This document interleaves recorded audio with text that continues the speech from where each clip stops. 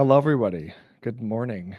Welcome to another wonderful day in the United States of America. At least that's where I am. Hopefully, you are too, because it's a pretty cool country. We got lots of good freedoms and stuff. But hey, for those that don't know, my name is Sam Stevenson, guys. I've been obsessing with construction for about the past 5 years of my life, and I'm just here to keep you guys updated with what it is that I'm doing. I'm currently running a design firm, designing houses, making models, cute stuff like that. So, if you don't know my background, I spent quite a while learning about framing, structural engineering, that kind of stuff, so that I could figure out how to design and like build houses the right way. Right, that was the idea. But I'm here today because I spend my Sundays helping you guys stay up to date with what it is that I'm doing with my firm and my business here, so that you can apply these things to your own life and grow and learn from them, and maybe just decide that you want to come on board my boat and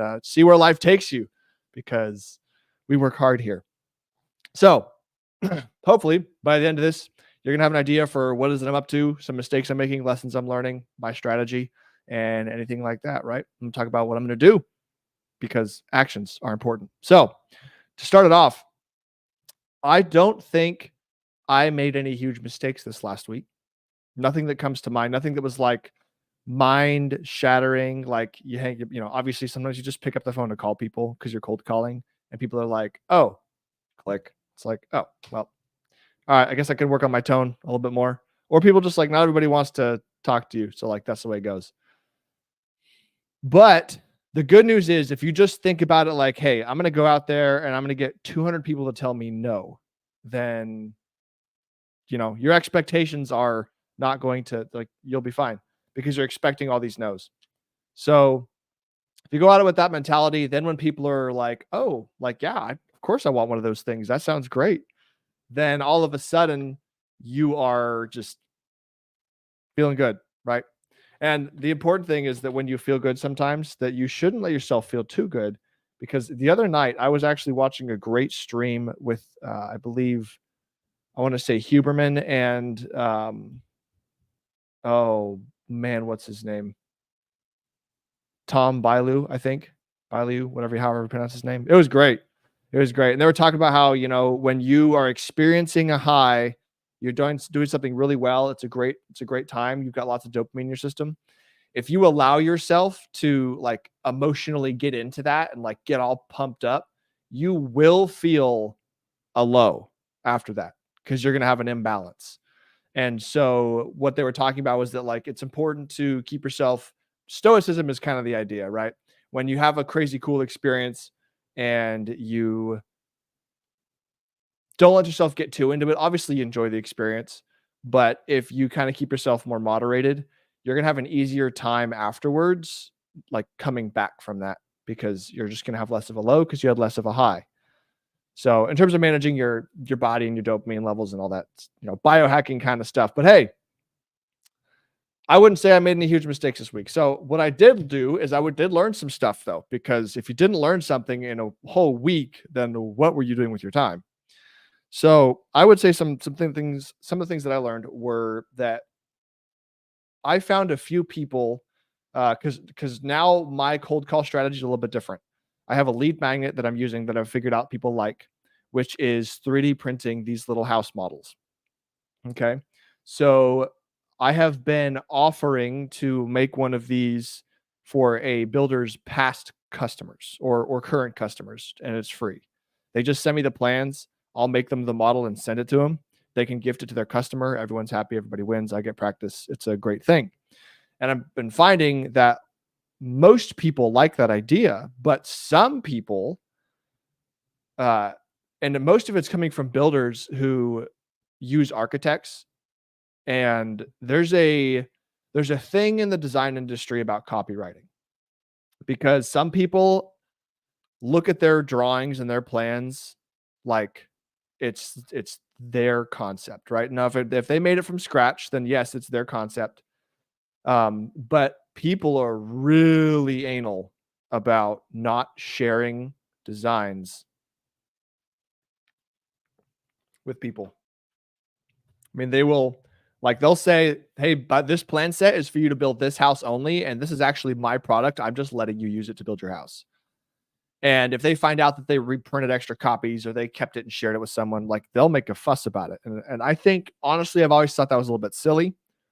I come at it from maybe it's foolish, maybe it's not mature of me in terms of professionalism, but I come at it from the abundance mindset, is what I would call it, where it's like I drew this set of house plans, and honestly, I don't think anything's new under the sun.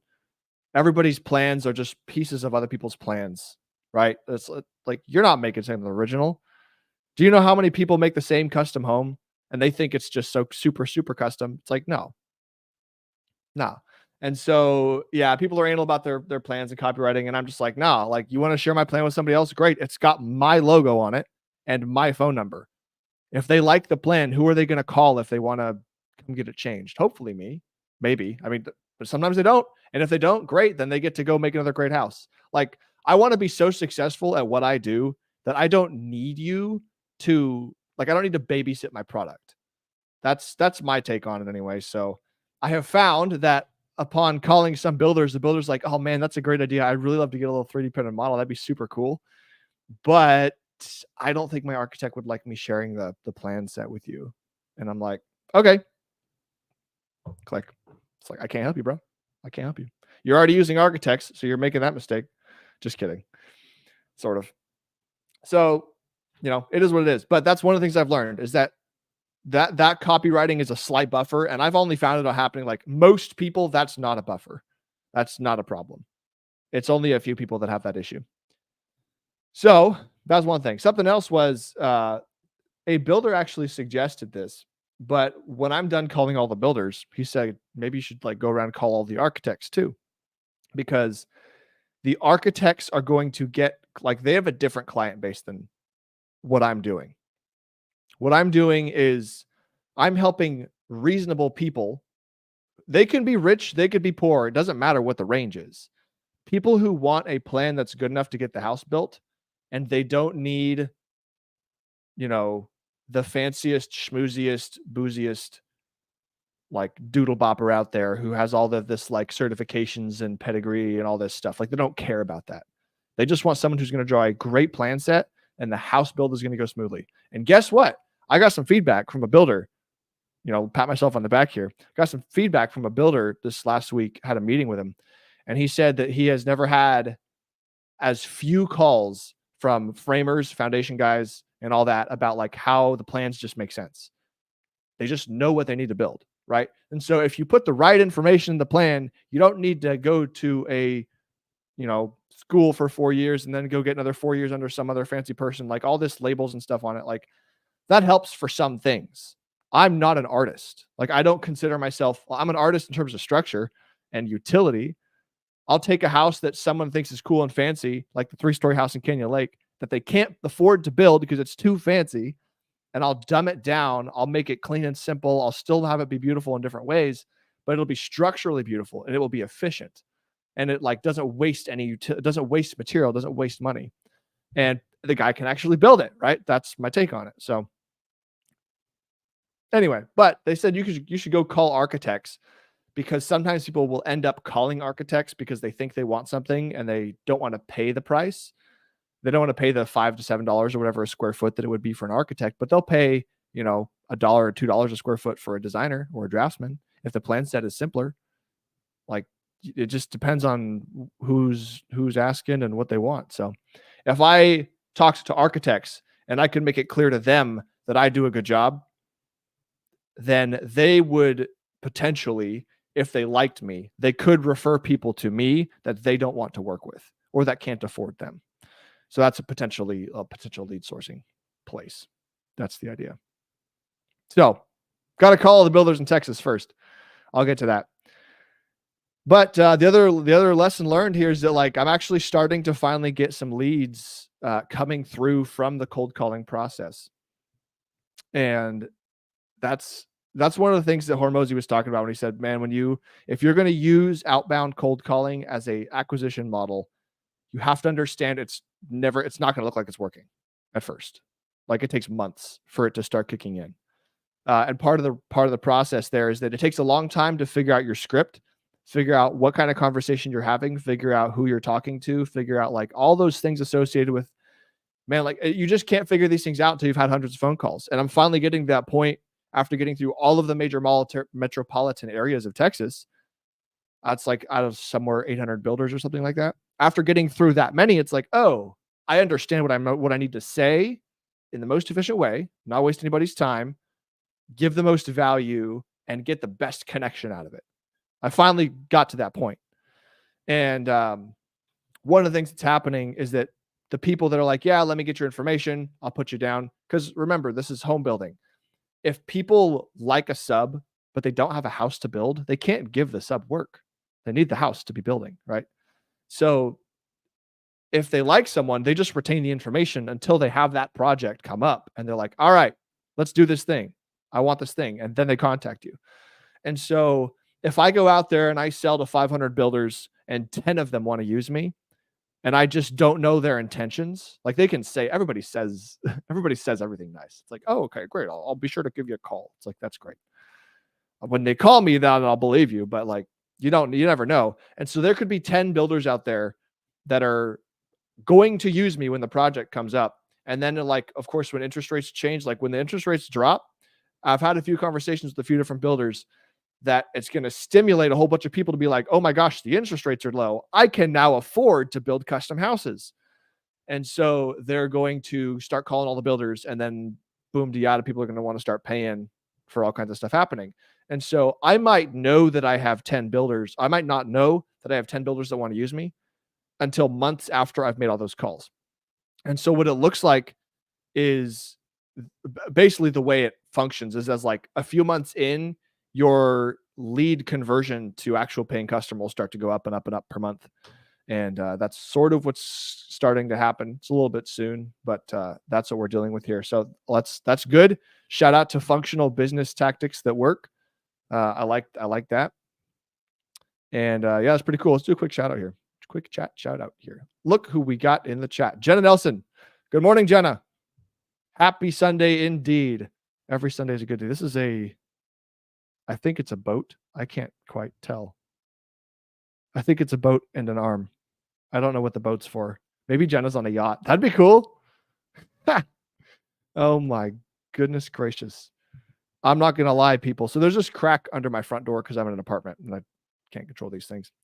I'm watching a cricket, like a big grasshopper cricket thing, walk across my pillow right now. It's kind of gross.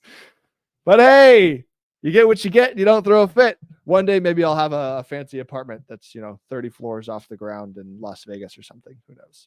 But life is where it is for now. I'll take Mr. Jiminy. He can hang out with me. And honestly, he's not going to be hanging out very long. Once Mr. Pumpkin comes back inside, all that's going to be left is some legs. All right, we got Mr. Wyatt MG in the chat. Good morning, sir. Wait until you find out people have patents on their designs. Yeah, that's a good thing. I'm not looking forward to legal being a part of my business. That's a part of every business at some point, I'm sure, once you get big enough. And for now, I'm just playing the game of trying to draw for everybody as much as I can. I'm trying not to step on toes. Some of the work that I do is actually for other designers. And so their title block and their information's on the plan. So I try to be cognizant of like, okay, like this is their product. I'm not going to show this to anybody, just be, common sense kind of thing. And we got Mr. Will Stevenson in the chat. Hello, Mr. Will Stevenson. Like that smash button, folks. That's right. Go call the architects. I just might do that. We shall see. I might not, though, because remember, what's the first rule? More and better. Okay? Not necessarily new. So while architects might be a great place to like chase leads, the other thought on the side of this, remember, is I could call architects, and the thing that you risk messing up when you do something like this is I now have spent countless hours getting good at calling builders and having this one conversation and figuring out how to give them value so they like me a bunch. Now I'm good at doing that. And so if I start calling architects, I have to have a different conversation. because I'm asking for something else. And I don't want to give architects value in that sense, because like I'd have to really think about the nature of what I do. Would I rather do more? Would I rather start pushing outside of Texas or pushing to something else? I don't know. Like, I've gotten really good at something. And so because of the time I've put in, I now have high leverage with it. Right. And so I could switch to doing a new thing that I'll have low leverage with because I'm not going to be as good at it. Or I could keep doing more of the thing that I've got all this leverage on. So that's the strategy question you got to ask yourself. I don't know the answer, but I know I'm going to do one thing at a time, and I'm not done calling all of Texas. So I'm going to finish doing that first. So speaking of calling Texas, acquisition update, folks. All right. So we're still in Texas, phase 1. We're cold calling all of the builders and all of the builders associations in Texas. That is the strategy. We got Brazos Valley, San Antonio, Dallas, Austin, Houston. I think there's a few left in Houston I haven't quite gotten to yet. I will say Austin was the least effective. Houston was the probably most effective. And that could be because it was the last and I got the best at it. And also because I figured out what my lead magnet was going to be, right? So when you call someone or you touch base with someone or you're selling to a lead or whatever, you want to be able to give value. You don't want to come off the bat and be like, yeah, I want your business. Pay me money. Like, you don't want to do that. So I had this little 3D printed thing figured out, and I got some stats here. So of like, I would say of the live calls that answered that were people that I wanted to speak with, that I wanted them to have my information because they were future sources of work and they were mostly my kind of avatar. Those were the people that I offered the 3D model to.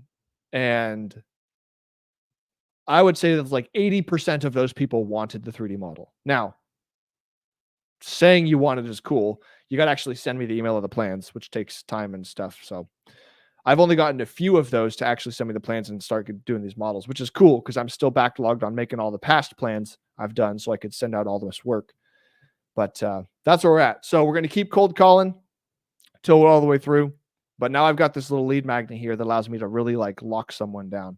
And in addition, I did stray from the normal mechanism, which is cold calling. I went over to a builder here in College Station that I had seen them before, and I think they were a pretty good fit. But at the time, I didn't quite know what my niche was. I didn't know what my value was.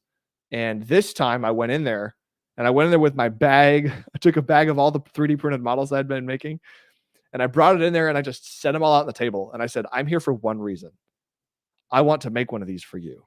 Do you think they're cute? Do you like these? And like, it was a lady that I was talking to, and she was like, oh my God, this is so cute. Yes, make one, please. And so I left one there, and they kept it, and I got their email information. So we'll be in contact and hopefully do some stuff. So I'm trying to like get more work out of the local, because I also have learned of all the cities to work in.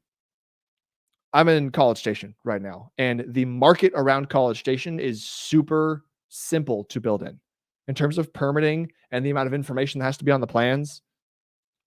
I'm here for efficiency. And so I want to target a market where I can do the least amount of work and make the most amount of money. And so if I can capture more of these local builders in this area, that'll be great, both for like local reasons and also because it's just less work to do this same work in this area. So that's kind of cool. I'm a fan of that. But that's where we're at in acquisition. We'll worry about other stuff later. Okie dokie. I mean, obviously, I'm always trying to improve the template files and all the stuff and that stuff. Action steps from last week. I'm starting to slur my words, guys. Okay. I had to call all the Houston builders. I got, I think, 80-90% of the way through that Houston list. It took a lot longer this time because I was having more success with the conversations, which is, good. So that's cool. And let's see. I'm gonna the actions. I'll keep moving through all the Texas. Okay, I didn't even get out of Houston, so like we're still doing that. My 3D printer, of course, it arrived. As you've seen on my Instagram stories, I've been showing you all kinds of stuff that I've been doing with it. I realized after I got the 3D printer and a office printer and a laminator that I didn't have an office. I didn't have office space. I didn't have a table. I was like, the laminator was in my kitchen, 3D printer was on the floor, and the other printer was sitting on the box that the printer came in. And I was like, all right, we'll spend a little bit of money. We'll get a little upgrade here. I bought a table at Walmart, $50, folding picnic table, whatever, threw it over there against my wall, and everything fits on that. And then I bought a little smaller one, a little 2 foot by 4 foot one. 10 out of 10 recommend those little black tables, guys. I believe Mr. Will Stevenson has at least like 5. They're super handy. They're great, variable height, just super flexible. So got a little official office, little manufacturing line set up, so I'm much more efficient. I'm starting to get all the kinks worked out of all the houses. I figured out, hey, to get the right model out of the right software, I got to do this, this, this, and this. And then if I cut this and do this here, I know that I can flip it over upside down and print it, and it'll like come out the fastest and cleanest. I just had to figure out all those kinks, and we're through it. Now I'm at the point where I'm just printing. I'm just printing and printing and printing and cutting out and gluing and making all the stuff. So this week, well, I'm not at this week yet, but that was from last week. That was the printer. Of course, we had the Q&A call on Tuesday. That's the hangout session. You want to ask me any questions as it's 7:30 p.m. Central. Click on the link in the description if you want to join the school group to get the link to that. And then, of course, we did the Frame It Fridays, which is right here on the desk, where I show you guys how an engineer would look at a architectural set of plans with structure in mind and where would you put beams and stuff like that. So that's the idea. And this week's action steps, folks, is going to be, I'm going to finish calling those Houston builders, and I'm going to be working, not in any particular order. I'm going to be looking at all the rest of the builder associations in Texas until I've gotten all of the different associations. There's 25 different builders associations in Texas. So I'm going to get through all those. And again, remember what I said at the beginning, where it's like, I could call these people and just not know that they want to use me. And then when the market picks up, everybody might want something at once. And so I'm going to have some work on my hands. And, if you guys want to stay connected with me so that you can learn some skills and have some cool opportunities, then, hey, we'll see where that goes. But that's what I'm up to. So we'll see what happens. I'm just going to keep charging. I'm not going to stop trying to grow, because growth means opportunity.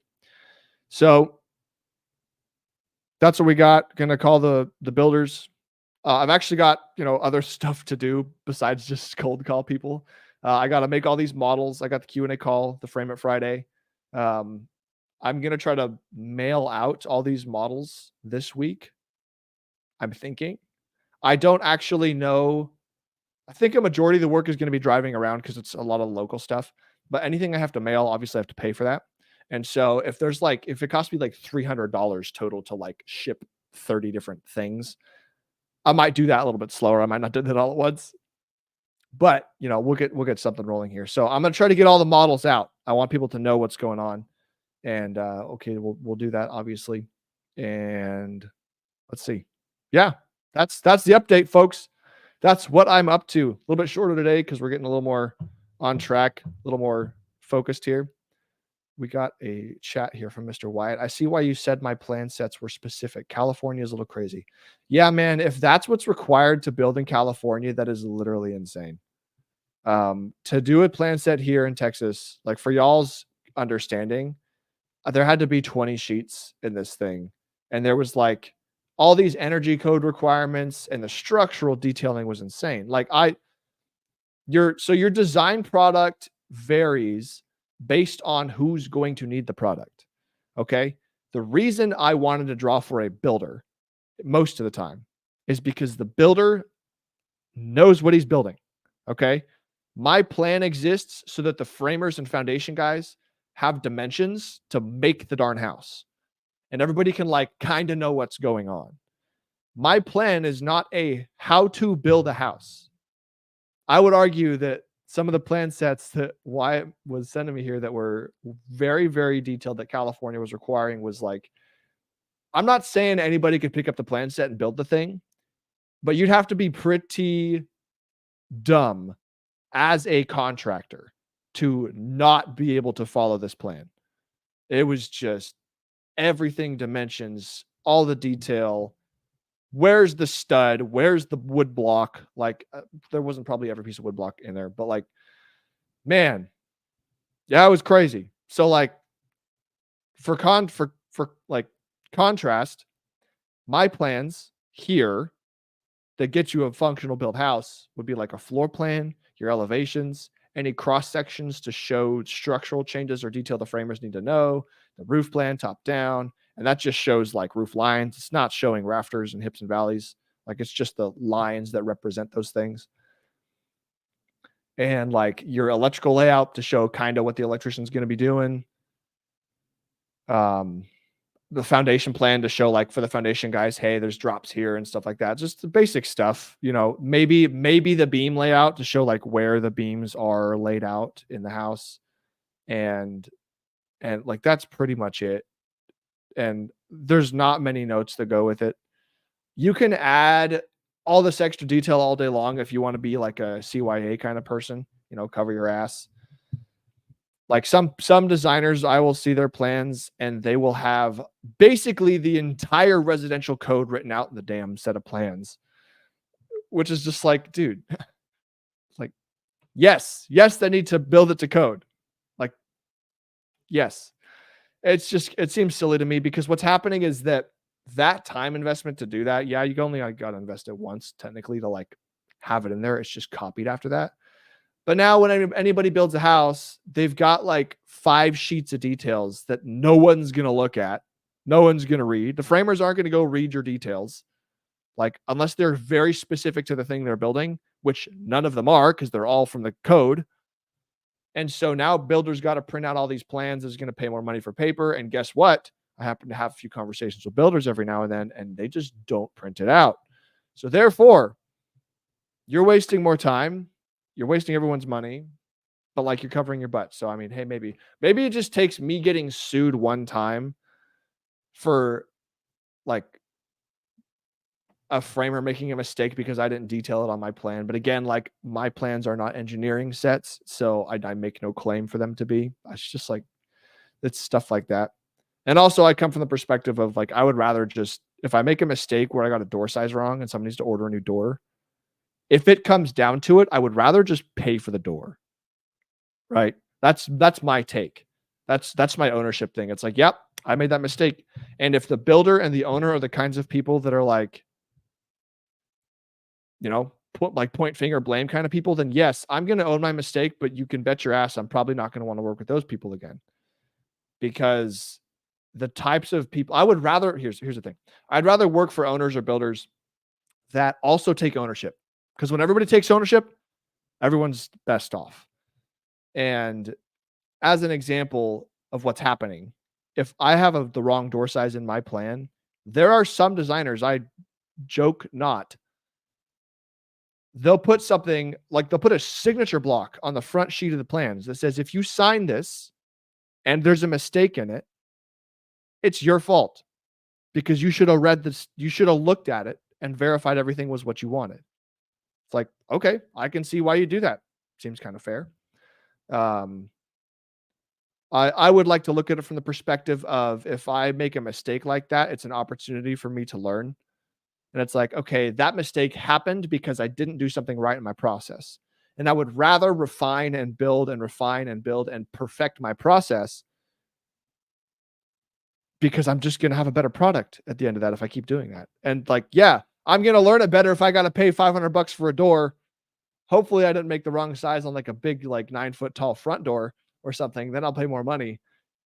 But like that kind of stuff, the builder and the owner should be double checking that to make sure it's correct. And so I'd rather work with someone who's like, yeah, shoot, yeah, the designer put the wrong thing in and I missed it.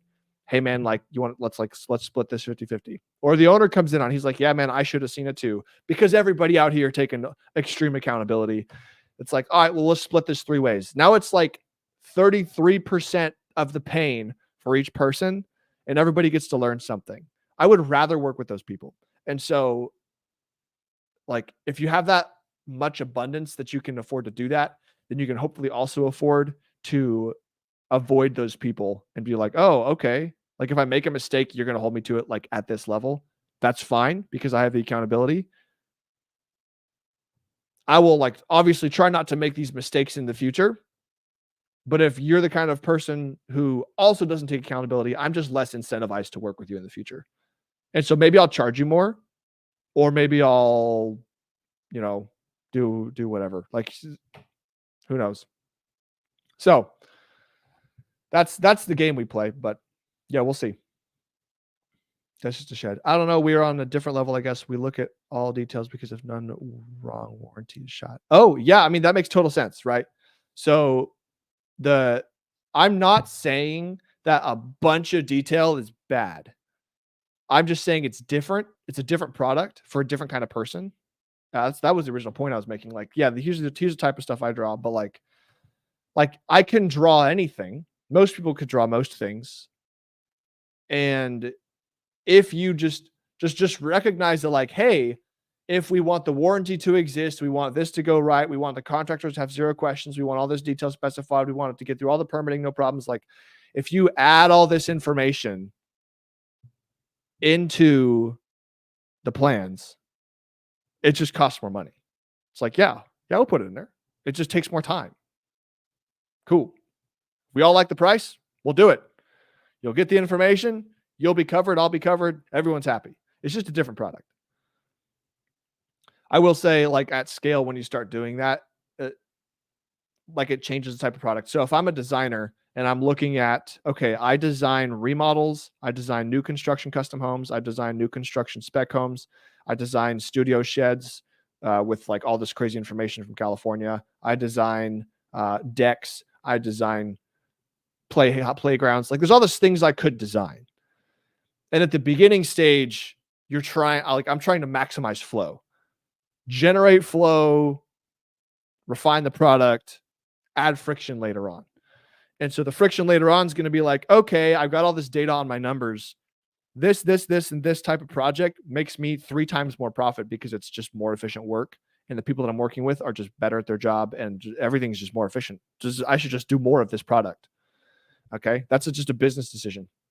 And so if it gets to that point, I'm like, oh, okay, well, I'm just going to stop doing other things and do more of this one thing that's making me more money. And like, that's just a result of the industry and the market. So, and I'm not saying that like the more detailed plans would be the bad product. Like, it might turn out, I don't have enough information right now to have any kind of decision, because sometimes it's like the small project that's custom in a simple set of plans, but the homeowners are like, they'll spend 2 months trying to get a revision, and then they'll spend another 2 months making a revision. And like, they just keep changing stuff. Like, you don't know what that avatar is till you get the data. And so we're going to get the data first and just knock it all out of the park for a while and see what happens. Got a question here from Jenna Nelson. Do you have to have a contract for liability things when drawing? Oh, I am not a contract person. Some people like contracts because they help spell things out. I have a contract if somebody wants to see one and sign one. Like, I've got a big house coming up that like someone wanted one for. And like, it makes sense because you're about to spend a whole bunch of money. You're about to give me a whole bunch of money and I'm giving you nothing. Like, out of the gate, you're obviously making a down payment. But yeah, some people want them. The whole contract thing to me is that, like, if you're going to make a contract, then you better be willing to spend the money that's going to enforce the contract. And the bigger projects you get involved with, the more people are going to be willing to do that. But, you know, I personally am not a huge contract dude in terms of like, yeah, I need you to have a contract with me. That way, if you don't pay me, I can go after you for the extra $400 deposit that you didn't make. I could spend $3,000 on a small claims court process and get my $400 back, gee willikers, and waste all my time doing it. No, it's like, just go call more people, go make more calls, go sell more. Like, there's so many other things you could do with your time. Doesn't make sense to me. And so there are, in terms of contracts, I don't think it's a huge deal. I think inside my contract, I do believe I have wording that says if there's a mistake in here, it's not my fault because you were supposed to catch this. Like, I literally, when I'm done with the model and I give you the first set, it's called a review set. For those that don't know, I'm not giving you a final set the first time I show you your plans, because it's not going to be final. It never is. And so people are going to look at it and they're going to tweak things and change things. Like, that's your opportunity to make sure that you're getting the product that you want. For example, if you were to go, I don't know how this would work, but like, go get a car, like a custom car at the Ford dealership or whatever, right? And you could spec things out on it. If you spec'd a bunch of stuff out on it, and then they gave you the list of like, hey, here we got it all in the system. Here's the summary, and you read it. Or if you just don't read it, then it's like, okay, you're going to get what they put on the list because that's their system. If you didn't read it and it doesn't have something right, guess whose fault that is? It's both of your faults. But like at the end of the day, who cares more? Probably you, probably not the company. I mean, it just depends on the company, right? But like the whole idea of fault is like there's a lot of things that aren't going to be your fault in life, but at the end of the day, you control the circumstances of your life. And therefore, if you want to control more of the circumstances of your life, then take more accountability. It's that simple. Yeah. And that could come down to just driving on the road, people. Like you're driving around, like, extreme accountability on the road is just defensive driving, is what you'd call it, right? If there's going to be someone driving like a dimwad in front of you or behind you, yes. Are you surprised? Have you not been seeing this for your entire life? Like, do you need to get upset about it? No. Should you just avoid them? Probably. Like, you can't control what they're doing, but you can control where your vehicle's going. So anyway, that's your dad lesson for the day, kids. Anyways, in terms of liability, though, there are it's a decent idea to carry professional liability. It's called errors and omissions insurance. And the idea is that if someone were to sue you, you pay a deductible. If there's here's an expensive mistake to make. The foundation plan on an architectural set, I just learned this somewhat recently, this specific thing.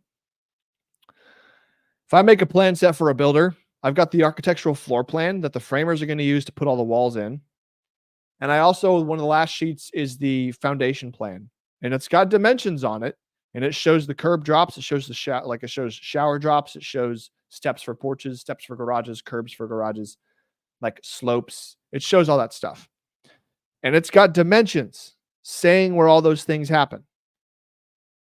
And there's wording on there that says, verify all dimensions kind of thing. But if a builder takes my plan to an engineer because he wants the slab engineered, the engineer is going to take my plan. He's going to make another plan, and it's going to have dimensions all over it. And guess what? Now there's two sets of plans with dimensions. What I learned recently was that when you give both of these to a foundation contractor, he's more likely, in most cases, at least here, he wants to build off the architectural plan. Like, he's going to look at the engineering plan for the specs on okay, I need this size steel, this spacing, whatever. But in terms of my measurements and my sizes and my floor plan and all that stuff, I'm going to build off the architectural plan. Because that should be tied to the actual house plan better. And so, for example, if I make a mistake somehow and my foundation plan is a foot short on one side of the house because the dimension just shows that, and I don't catch it, this would be terrible. But guess what?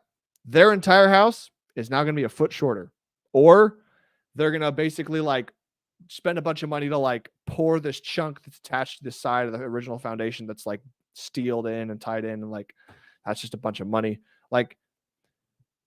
That foundation plan is a very easy way to make a very expensive mistake. And so in a case like that, it would be good to have insurance. It's yeah, okay, you're covered.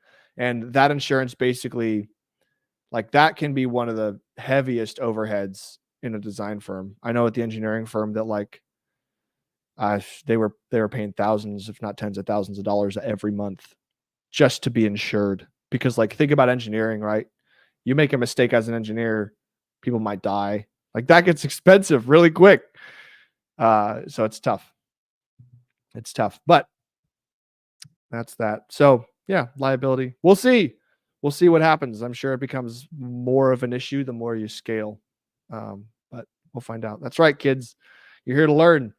This is Class with Sam. Design Class with Sam. Cool. Thank you guys for showing up. This has been the update. Great questions. Great discussion. Thank you guys for chatting and supporting. Good to see you all. And reminder, this coming Saturday, the 31st, will be the first IRL meetup. That's in real life meetup, folks, for if you don't know what IRL means. We're going to be hanging out here in College Station. I've got some cool spots I've spotted out around town that are active construction sites of various kinds getting built up. So we'll just go talk about construction. We'll check it out. We'll learn. It's probably going to be very hot. So you'll definitely want to wear a sweater. And we'll have a good time. We'll go out and be social in the evening. Have a good, productive professional time here in College Station, College Town. Lots of good adult things happening here in college towns. Anyway, I'm going to stop talking before I keep digging a hole. Thank you all for coming out. I'm going to end this stream now and get back to work because it's a Sunday. Thanks for coming on, folks. Let's take it out once again with some music from the one and only Larry Hahn. That's the code. Just kidding. The Green Observer.